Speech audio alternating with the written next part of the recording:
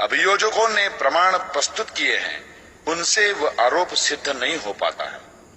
दिनांक 30 जनवरी की घटना का उत्तरदायी केवल मैं ही हूं। अन्य समय में भी मैंने न किसी के साथ षड्यंत्र किया है और न किसी की सहायता की है। अतएव षड्यंत्र का आरोप मैं अस्वीकार करता हूं। बताना आवश्यक समझता हूं कि मैं दिल्ली क्यों और किस प्रकार आया। इस बात को तो मैं सदा बिना छिपाए कहता रहा हूं कि मैं गांधी जी के सिद्धांतों के विरोधी सिद्धांतों का प्रचार कर रहा हूं। मेरा यह पूर्ण विश्वास रहा है कि अहिंसा का अति प्रचार हिंदू जाति को अत्यंत निर्बल बना देगा। इसलिए मैंने निश्चय किया कि सार्वजनिक कार्य में लगूं और अपने जैसे विचारों के व्यक्तियों का संगठन करूं। इस दिशा में मैंने और आप्टे ने मिलकर काम किया और एक दैनिक पत्र अग्रणी प्रकाशित किया। हम लोग गांधी जी की अहिंसा के ही विरोध में नहीं थे। पश्चात प्रार्थना सभाओं में गांधी जी ने जब अपने विकृत राजनैतिक विचारों को प्रकट करना प्रारंभ किया, तब मैंने और मेरे सहयोगी श्री आप्टे ने यह निश्चय किया कि हम गांधी जी के कार्यक्रमों का शांतिपूर्वक विरोध करें। हमने ऐसे प्रदर्शन पंचगनी, पूना, बंबई और दिल्ली में किए। हमारे और गांधी जी के सिद्धांतों के बीच बहुत बड़ा अंतर था। यह अंतर बढ़ता ही गया। गांधी जी के इशारों पर चलने वाली कांग्रेस ने जब 15 अगस्त 1947 के दिन देश का विभाजन स्वीकार कर लिया, तब मतभेद और भी बढ़ गया। इस विषय में मैं विस्तार से बताऊंगा। 13 जनवरी सन 1948 को मुझे पता लगा कि गांधी जी एक और अनशन करने का निश्चय कर चुके हैं। इस अनशन के द्वारा वे इस बात का आश्वासन चाहते थे कि इंडियन डोमिनियन अर्थात विभाजित हिंदू भारत में हिंदू मुस्लिम एकता रहे। किंतु मैं और बहुत से लोग इस बात को स्पष्ट रूप से देख सकते थे कि अनशन का वास्तविक ध्येय कुछ और था। गांधी जी भारत सरकार को बाध्य करना चाहते थे कि वो पाकिस्तान को 55 करोड़ रुपए दे दे। गांधी जी के इस प्रस्ताव से भारत सरकार पूर्णतया असहमत थी। इस विषय में श्री आप्टे ने परामर्श दिया कि गांधी जी की प्रार्थना सभाओं में लगातार विरोध प्रदर्शन करने चाहिए। मैं इस प्रस्ताव पर सहमत तो हो गया, किंतु मैं जानता था कि ऐसे प्रयत्न सर्वथा निरर्थक होंगे। फिर भी इसके अतिरिक्त उस समय कोई और उपाय नहीं था। इसलिए हमने ऐसे प्रदर्शन करने का निश्चय कर लिया और इस निश्चय के साथ हम बंबई गए। यहां संयोगवश मुझे एक शरणार्थी मिला जो शस्त्र बेचता था। उसने मुझे एक पिस्तौल दिखाई। मुझे वो पिस्तौल पसंद आ गई और मैंने उसे खरीद लिया। यही वह पिस्तौल थी जिससे मैंने गांधी जी को निशाना बनाया। अभियोजक कहते हैं कि मुझे वीर सावरकर ने मार्गदर्शन किया और यदि उनका प्रोत्साहन न होता तो मैं गांधीवध न कर पाता। मैं इस बात को अस्वीकार करता हूं। उनके कथन में असत्यता है। ऐसे सत्यविहीन, न्यायविहीन आरोप पर मैं तीव्रतर प्रतिरोध करता हूं। उस आरोप में मेरी संतुलित बुद्धि का और प्रज्ञा का अपमान है। अभियोजकों का यह कहना है कि मैं किसी के हाथ की कठपुतली हूं, वस्तुस्थिति के विपरीत है। प्रत्युत वह सत्य का विपर्यास है। मुझे हिंदुत्व का अभिमान था। मैं ज्यों-ज्यों बड़ा होता गया स्वतंत्रता पूर्वक सोचता रहा। मैं कट्टरपन पर नहीं जमा रहा। इसीलिए मैंने छूत छात और जन्मगत जातीयता को मिटाने का प्रयत्न किया। मैंने जाति पाति विरोधी दल में काम किया और इस निश्चय पर पहुंचा कि सब हिंदू बराबर हैं, चाहे वे किसी भी जाति में उत्पन्न हुए हों और चाहे उनका कोई भी व्यवसाय हो। सबको एक ही सामाजिक और धार्मिक दृष्टि से देखा जाना चाहिए। मैंने खुल्लम खुल्ला बहुत बार ऐसे भोजों में भाग लिया जिनमें ब्राह्मण, क्षत्रिय, वैश्य और अंत्यजों ने साथ बैठकर भोजन किया था। मैंने दादाभाई नौरोजी, विवेकानंद, गोखले और टिळक के साहित्य को पढ़ा है और प्राचीन एवं आधुनिक भारत के इतिहास को पढ़ा है। साथ ही संसार के बड़े बड़े देशों इंग्लैंड, फ्रांस, अमेरिका और रूस के इतिहास को भी पढ़ा है। केवल यही नहीं, प्रत्युत मैंने समाजवाद और रूस के कम्युनिज्म पर भी पुस्तकें पढ़ी हैं। परंतु सबसे अधिक ध्यान मैंने वीर सावरकर और गांधी जी के साहित्य और विचारों पर दिया। आधुनिक भारत गत 50 वर्षों में इन्हीं दो पुरुषों के सिद्धांतों से प्रभावित रहा है। पर्याप्त पढ़ने और सोचने के पश्चात मुझे ऐसा लगता है कि देशभक्त होने के नाते मेरा सर्वप्रथम कर्तव्य हिंदुत्व और हिंदू जनता की सेवा करना है, क्योंकि 30 करोड़ हिंदुओं की स्वतंत्रता और उनके अधिकारों की रक्षा करना संपूर्ण संसार के 5वें भाग की भलाई करना है।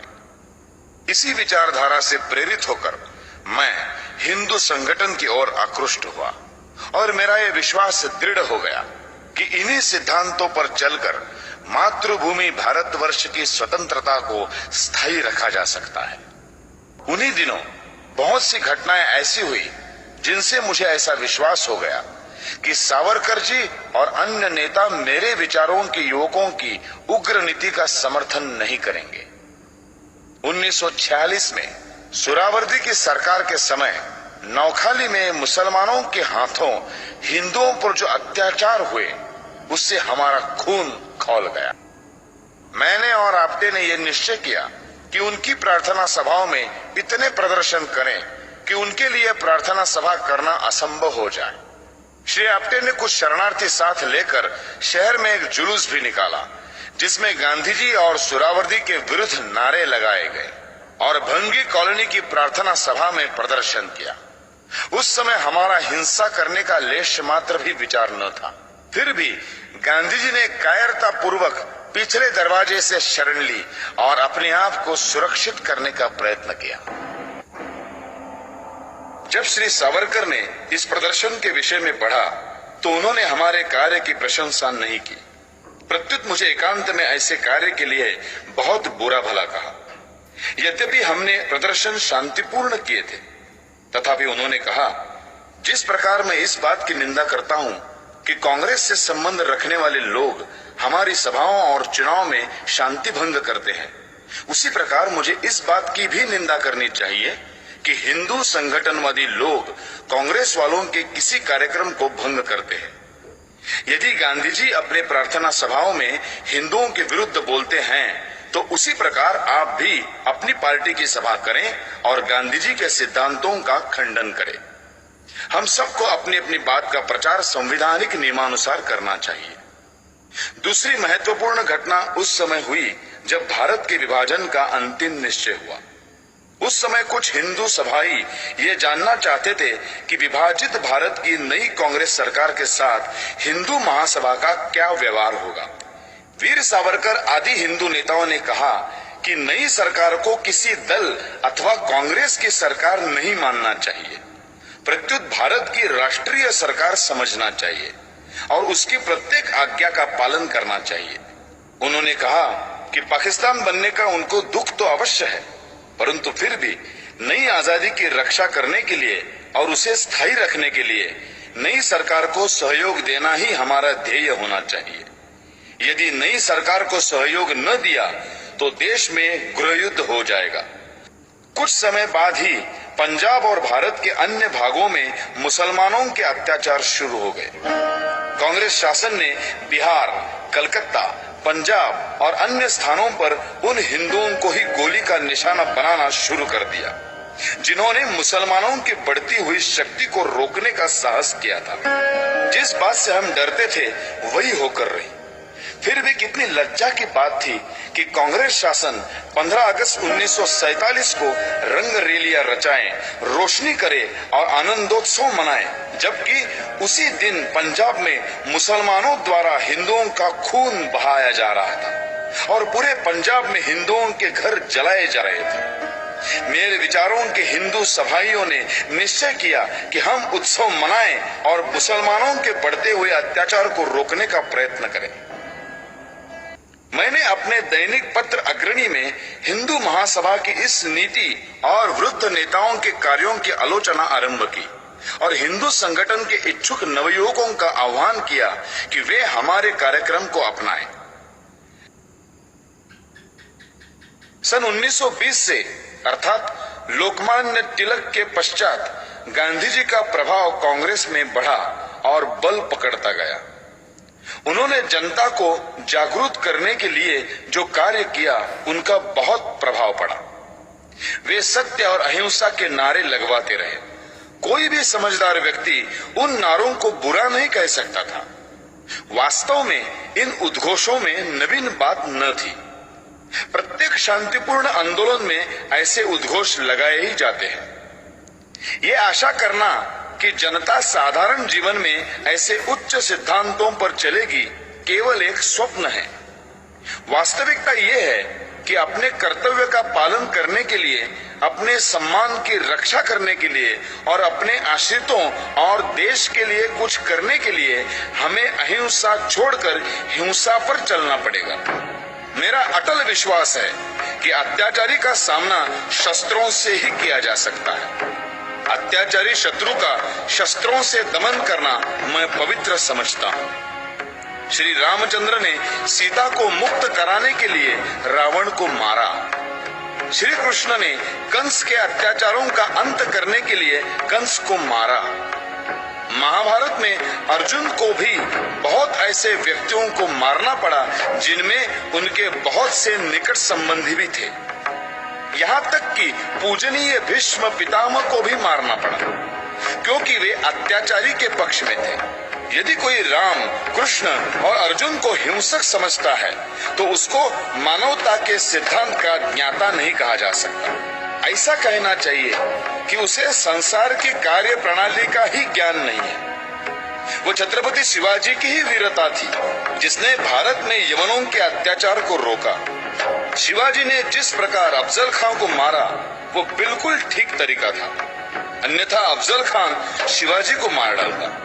गांधी जी शिवाजी, प्रताप और गुरु गोविंद सिंह की निंदा करते थे और उनको गलत पथ पर चलने वाला कहते थे और इस प्रकार अपने बौद्धिक दिवालियापन का प्रमाण दे रहे थे। गांधी जी 1914 में इंग्लैंड से आए और उसी समय उन्होंने देश के राजनैतिक जीवन में प्रवेश किया। दुर्भाग्य से श्री फिरोज शाह मेहता और श्री गोखले, जिनको गांधी जी अपना गुरु कहते थे, शीघ्र ही स्वर्गवासी हो गए। गांधी जी ने अपना कार्य अहमदाबाद में साबरमती नदी के किनारे एक आश्रम खोलकर प्रारंभ किया। सत्य और अहिंसा के जयघोष कराए। उन्होंने स्वयं इस बात को बहुत बार स्वीकार किया कि वे अपने सिद्धांतों के विरुद्ध कार्य कर जाते हैं। मुसलमानों को खुश करने के लिए उन्हें अपने सिद्धांत जब तोड़ने पड़ते थे तो वे इसमें कभी नहीं चूकते थे। सत्य और अहिंसा वैसे तो बहुत अच्छे सिद्धांत हैं, परंतु उनको जीवन में बरता जाए तभी तो वो अच्छे कहलाएंगे। शिवा बावनी पर प्रतिबंध। गांधी जी ने शिवा बावनी जैसी साहित्यिक और ऐतिहासिक रचना पर भी प्रतिबंध लगवा दिया कि उसे लोगों के बीच न पढ़ा जाए। शिवा बावनी 52 छंदों का एक संग्रह है जिसमें छत्रपति शिवाजी महाराज की प्रशंसा गाई गई है और इस बात का वर्णन है कि किस प्रकार उन्होंने हिंदू धर्म और राष्ट्र की रक्षा की। शिवा बावनी में एक छंद है कि यदि शिवाजी न होते तो सारा देश मुसलमान हो जाता। सुहावर्दी को संरक्षण। मुस्लिम लीग ने उस केंद्रीय अस्थायी मंत्रिमंडल में सम्मिलित होने से इनकार कर दिया जिसको बनाने के लिए लॉर्ड वेवल ने नेहरू को आमंत्रित किया था। इतना ही नहीं, मुस्लिम लीग ने नेहरू सरकार के विरुद्ध सीधी कार्यवाही करने के लिए काउंसिल बनाई। नेहरू मंत्रिमंडल के निर्माण के 2 सप्ताह पूर्व अर्थात 15 अगस्त 1946 को कलकत्ता में हिंदुओं का व्यापक संहार किया गया जो बिना किसी रोक टोक के 3 दिन तक चलता रहा। इन दिनों की भयानक घटनाओं के रोमांचकारी चित्र प्रसिद्ध अंग्रेज दैनिक स्टेट्समैन ने प्रकाशित किए थे। उस समय यह सोचा जाने लगा कि जिस सरकार के काल में इतने अत्याचार हुए हों उसको पद से अलग कर देना चाहिए। ये सरकार सुहरावर्दी की थी, परंतु साम्यवादी गवर्नर ने भारत सरकार की एक्ट धारा 93 के अनुसार गवर्नमेंट संभालने से इनकार कर दिया। उस समय गांधी जी कलकत्ता गए और इन सब अत्याचारों की जड़ सुहरावर्दी से उन्होंने मित्रता स्थापित कर 1943 में जेल में गांधी जी ने जब अनशन किया तो किसी व्यक्ति को भी राजनैतिक समस्याओं के विषय में उनसे मिलने नहीं दिया जाता था। केवल उनके निकट संबंधी ही स्वास्थ्य के विषय में जानने के लिए मिलते थे। उन दिनों श्री राजगोपालाचार्य उनसे मिले और पाकिस्तान बनाने की योजना का उन्हें परामर्श दिया। गांधी जी ने उनको इस विषय में जिन्ना से बातचीत करने की आज्ञा दी। फिर 1944 में गांधी जी 3 सप्ताह तक जिन्ना से बातचीत करते रहे और उसने वर्तमान पाकिस्तान जैसी ही योजना उनके सामने रखी। गांधी जी प्रतिदिन जिन्ना के घर जाते थे और उसकी प्रशंसा करते थे, उससे गले मिलते थे, परंतु जिन्ना अपनी पाकिस्तान की मांग से 1 इंच भी न हटा।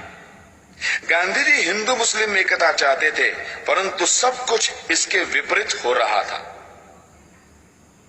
कैबिनेट मिशन प्लान 1946 के प्रारंभ में कैबिनेट मिशन भारत आया। इसमें इंग्लैंड के भारत मंत्री श्री लॉरेंस, श्री अलेक्जेंडर और श्री क्रिप्स थे। इसके भारत आने के विषय में प्रधानमंत्री श्री एटली ने पार्लियामेंट में एक भाषण दिया और कहा कि अंग्रेजी गवर्नमेंट भारत की बागडोर भारतवासियों को ही सौंपना चाहती है, परंतु इसके लिए यह आवश्यक है कि सब भारतवासी एक निर्णय पर पहुंच जाएं। मिशन का घोषित कार्य सब दलों में संधि कराना था, परंतु जो कुछ मिशन ने किया वह भारत के लिए बहुत हानिकारक था। कांग्रेस संगठित भारत चाहती थी, परंतु कांग्रेस को अपने ध्येय और अपनी मांग पर आत्मविश्वास न था। दूसरी ओर जिन्ना विभाजित भारत चाहता था और अपनी मांग पर अड़ा हुआ था। इन समस्याओं को सुलझाने में बहुत कठिनाई दिखाई देती थी। इसलिए मिशन ने सबसे बात की और फिर 15 मई 1946 को अपने निर्णय की घोषणा कर दी। मिशन ने प्रकट रूप में तो संगठित भारत के प्रति शुभकामनाएं प्रकट की, किंतु प्रकारांतर से अपनी योजना में पाकिस्तान के पूर्ण अंश भर दिए। उसने 6 धाराएं ऐसी रखी जिनको मानने पर भारत के 2 टुकड़े हुए बिना नहीं रह सकते थे। चाहे ये विधान परिषद चुने हुए व्यक्तियों से बना हो, फिर भी उसके द्वारा पूर्ण स्वतंत्रता का विधान नहीं बनाया जा सकता था। कांग्रेस भारत छोड़ो आंदोलन की असफलता के बाद इतनी निराश हो चुकी थी कि वो कोई भी ऐसी योजना मानने को तत्पर थी जिसमें तनिक भी राष्ट्रीयता की झलक हो। इसलिए इस योजना को स्वीकार करके कांग्रेस ने प्रकारांतर से पाकिस्तान मान लिया, परंतु योजना में पाकिस्तान का शब्द न होने से वह संतुष्ट थी। कांग्रेस ने योजना को तो स्वीकार कर लिया, परंतु केंद्रीय सरकार बनाने को तैयार न हुई। अंत में कांग्रेस को सरकार बनानी पड़ी और बिना शर्त सारी योजना को स्वीकार करना पड़ा। जिन्ना ने अंग्रेजों को अन्यायी बताकर उनकी निंदा प्रारंभ कर दी। उधर मुस्लिम लीग ने सीधी कार्यवाही प्रारंभ की। बंगाल, पंजाब, बंबई और अन्य स्थानों पर मुसलमानों ने ऐसे रक्तपात, लूटपाट और अग्निकांड किए कि इतिहास में कहीं भी उनका उदाहरण देखने को नहीं मिलता। हानि केवल हिंदुओं की ही हुई। कांग्रेस जिन्ना की शरण में। अगले वर्ष ही कांग्रेस ने जिन्ना के सम्मुख आत्मसमर्पण कर दिया। पाकिस्तान मान लिया गया। जो कुछ उसके पश्चात हुआ वो सबको भली भांति ज्ञात है। गांधी जी फिर मुसलमानों का पक्ष लेते रहे। जो लाखों हिंदू लूटे पीटे नष्ट हुए, इस महात्मा ने उनके लिए एक शब्द भी न कहा। वह स्वयं को मानवता का सेवक कहता था, किंतु उसके लिए मानवता के एकमात्र प्रतीक मुसलमान थे। हिंदू उसकी मानवता के क्षेत्र में नहीं आते थे। इस विचित्र साधु वृत्ति को देखकर मुझे आघात पहुंचा। गांधी जी और गोवध। गांधी जी गो रक्षा के लिए बड़ी तीव्र इच्छा प्रकट किया करते थे, परंतु वास्तव में उन्होंने इस विषय में कुछ नहीं किया। प्रार्थना सभा में वे जो भाषण देते थे, उनमें एक भाषण में उन्होंने स्पष्ट रूप से ये मान लिया है कि वे गो रक्षा में असफल रहे हैं। उनके उस भाषण का अंश नीचे उद्धृत है। आज राजेंद्र बाबू ने मुझे सूचना दी है कि उनके पास 50,000 पोस्ट कार्ड और 25-30 हजार के लगभग तार आए हैं कि गोहत्या को कानून द्वारा बंद कर दिया जाए। इस विषय में मैंने पहले भी एक बार कुछ कहा था। पता नहीं इतने पोस्ट कार्ड और तार क्यों भेजे गए हैं, इनका कोई लाभ नहीं है। भारत में गोहत्या रोकने के लिए कानून नहीं बनाया जा सकता। गांधी जी राष्ट्रपिता के नाम से पुकारे जाते हैं, जो अत्यंत सम्मान का पद है, पर वे पिता का कर्तव्य पालन करने में असफल रहे। उन्होंने तो बड़ी निर्दयता से राष्ट्र के 2 टुकड़े कर दिए। यदि वे सच्ची आत्मा से पाकिस्तान का विरोध करते तो लीग कभी भी इतनी सुदृढ़ता से ये मांग न रख पाती और अंग्रेज पूर्ण प्रयत्न करके भी इसे न बना पाते। देश की जनता पाकिस्तान बनाने की घोर विरोधी थी, पर गांधी जी ने जनता को धोखा दिया और मुसलमानों के पाकिस्तान का पिता सिद्ध किया है। इसलिए मैंने भारत माता का एक पुत्र होने के नाते अपना कर्तव्य समझा कि ऐसे व्यक्ति का अंत कर दिया जाए, जिसको कहा तो जा रहा है राष्ट्रपिता, किंतु जिसने मातृभूमि का विभाजन करने में सर्वाधिक हाथ बटाया है। गांधी जी के अहिंसा सिद्धांत के अनुसार हमें अत्याचार सहन करते जाना चाहिए और शस्त्र या शारीरिक शक्ति से प्रतिकार नहीं करना चाहिए। गांधी जी की अहिंसा उस सिंह की अहिंसा है जो उस समय अहिंसा का पुजारी हो जाता है जब वो सहस्त्रों गायों को खा पीकर थक जाता है। कानपुर में गणेश शंकर विद्यार्थी को मुसलमानों ने निर्दयता से मार दिया था। गांधी जी उनका उदाहरण देकर कहते थे कि इस प्रकार अहिंसा पर चलकर अपना बलिदान कर देना चाहिए। मेरा विश्वास है ये अहिंसा यानी नपुंसकत्व देश को नष्ट कर देगी और पाकिस्तान भारत पर आधिपत्य जमा लेगा। मुझे स्पष्ट दिखाई देता था कि यदि मैं गांधी जी का वध करूंगा तो मैं जड़ मूल से नष्ट कर दिया जाऊंगा। लोग मुझसे घृणा करेंगे। मेरा सम्मान जो मुझे प्राणों से अधिक प्रिय है नष्ट हो जाएगा।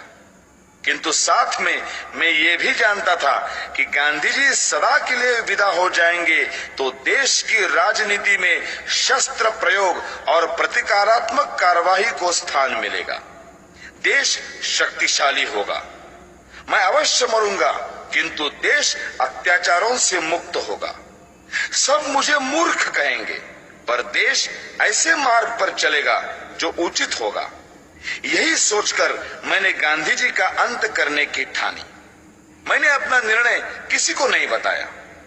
30 जनवरी 1948 के दिन मैंने गांधी जी का वध किया। मेरे पास कहने को और कुछ नहीं है।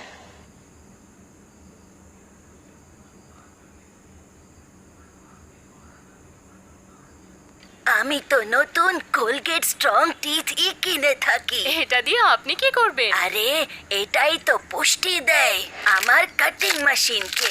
কট কট কাটিং করে এটারই ক্যালসিয়াম বুস্ট দাঁতে যোগায় পুষ্টি, বানায় স্ট্রং। পেস্ট নয়, পুষ্টিও হলো এটা। यदि देशभक्ति पाप है तो मैं पाप मानता हूं। मैंने पाप किया है। यदि प्रशंसनीय है तो मैं अपने आप को उस प्रशंसा का अधिकारी समझता हूं। मुझे विश्वास है यदि मनुष्यों द्वारा स्थापित न्यायालय से ऊपर कोई और न्यायालय होगा तो उसमें मेरे कार्य को अपराध नहीं समझा जाएगा। मैंने देश और जाति की भलाई के लिए ये काम किया है। मैंने उस व्यक्ति पर गोली चलाई जिसकी नीति से हिंदुओं पर घोर संकट आए और हिंदू नष्ट हुए। वास्तव में मेरे जीवन का उसी समय अंत हो गया था जब गांधी जी पर गोली चलाई थी। उसके पश्चात मैं अनासक्त जीवन बिता रहा हूं। मेरे लिए संतोष का विषय है कि मुझे कोई पश्चाताप नहीं है। हैदराबाद की समस्या में अकारण देर हो रही थी। सरकार ने गांधी जी के मृत्यु के बाद शस्त्र शक्ति से इस समस्या को ठीक रूप से सुलझा दिया है। भारत की आधुनिक राजनीति और सरकार अभी तक तो ठीक प्रकार से चलती हुई जान पड़ रही है। गृह मंत्री ने कहा है कि देश के पास प्रचुर युद्ध सामग्री होनी चाहिए। ऐसा विचार प्रकट करते हुए उन्होंने ये नहीं कहा कि वे गांधी जी के सिद्धांतों पर चलकर ये सब कुछ करेंगे। यदि वे ऐसा कहें तो केवल अपने मन के संतोष के लिए कहेंगे। ये याद रखना चाहिए कि यदि आधुनिक शस्त्रों का प्रयोग करके ये कहा जाए कि गांधी जी के अहिंसा सिद्धांत पर चला जा रहा है, तो हिटलर, मुसोलिनी, चर्चिल या रूजवेल्ट के देश रक्षा के ढंग और गांधी जी के अहिंसा सिद्धांत में कोई भेद नहीं रह जाएगा। मैं ये मानने को तैयार हूं कि गांधी जी ने देश के लिए बहुत कष्ट उठाए। उन्होंने जनता में जागृति पैदा की। उन्होंने स्वार्थवश कुछ नहीं किया, परंतु दुख ये है कि वे इतने ईमानदार नहीं थे कि अहिंसा की हार को स्वीकार कर लेते। मैंने दूसरे भारतीय देशभक्तों और नेताओं के भी चरित्र पढ़े हैं जिन्होंने गांधी जी से अधिक बलिदान किए हैं। कुछ भी हो, गांधी जी ने देश की जो सेवा की है उसके लिए मैं उनका आदर करता हूं। उन पर गोली चलाने के पूर्व मैं उनके सम्मान में इसीलिए नतमस्तक हुआ था, किंतु जनता को धोखा देकर पूज्य मातृभूमि के विभाजन का अधिकार किसी बड़े से बड़े महात्मा को नहीं है। गांधी जी ने देश को छलकर देश के टुकड़े किए, क्योंकि ऐसा न्यायालय या कानून नहीं था जिसके आधार पर ऐसे अपराधी को दंड दिया जा सकता। इसीलिए मैंने गांधी को गोली मारी। उनको दंड देने का केवल यही एक तरीका रह गया था।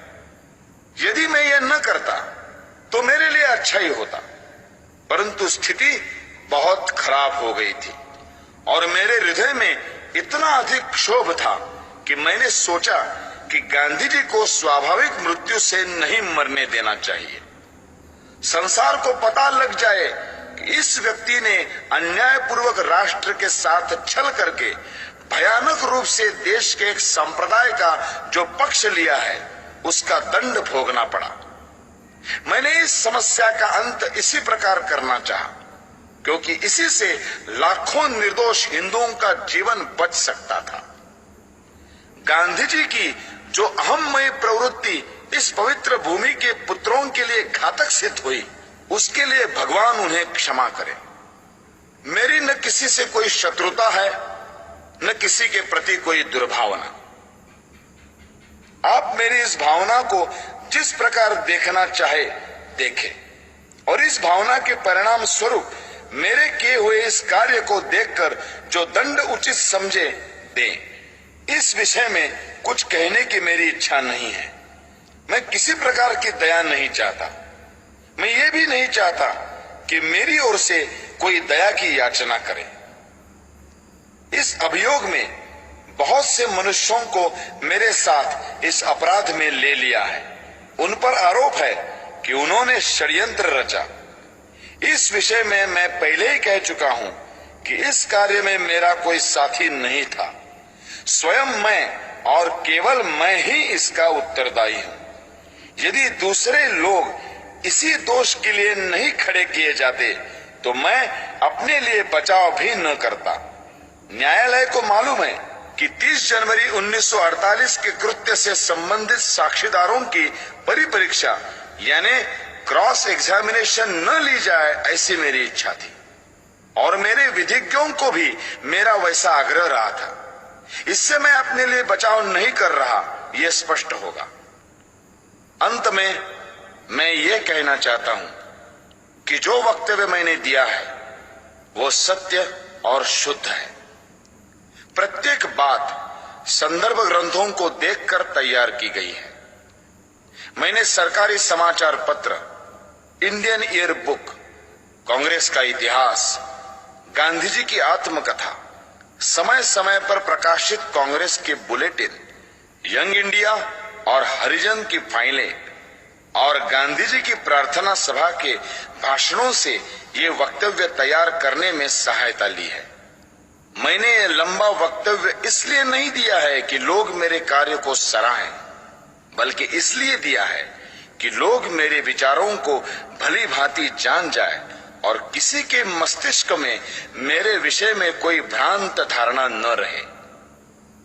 भगवान करे हमारा देश फिर अखंड हो और जनता उन विचारों का त्याग करे जो अत्याचारी के आगे झुकने की प्रेरणा देते हैं। भगवान से यही मेरी अंतिम प्रार्थना है। मेरा वक्तव्य अब समाप्त हो चुका है। आपने इसे ध्यान से सुना और सुविधाएं दी, उसके लिए मैं कृतज्ञ हूं। जिन्होंने इस बड़े अभियोग में मुझे कानूनी सहायता दी और जो पुलिस ऑफिसर इस अभियोग से संबंधित है, उनके प्रति मेरे हृदय में कोई दुर्भावना नहीं है। मैं उनके सद्व्यवहार के लिए उनका भी कृतज्ञ हूं। यह सत्य है कि मैंने 300-400 लोगों के बीच दिन के समय गांधी पर गोलियां चलाई। मैंने भागने का कोई प्रयत्न नहीं किया। वास्तव में भागने का विचार मेरे मस्तिष्क में आया ही नहीं। मैंने अपने ऊपर गोली चलाने का प्रयत्न भी नहीं किया। आत्मघात करने का मेरा कभी विचार न था, क्योंकि मैं अपने विचारों को खुले न्यायालय में प्रकट करना चाहता था। आलोचनाओं के बावजूद भी मैंने जो कृत्य किया, उसके नैतिक पक्ष पर मेरी आत्मा कभी विचलित नहीं हुई। मुझे किंचित भी संदेह नहीं कि भविष्य में सच्चाई और ईमानदारी से इतिहास के इस अध्याय को इतिहासकार लिखेंगे तो वे मेरे कार्यों और उसके परिणाम का सही मूल्यांकन करेंगे। अखंड भारत अमर रहे। वंदे मातरम।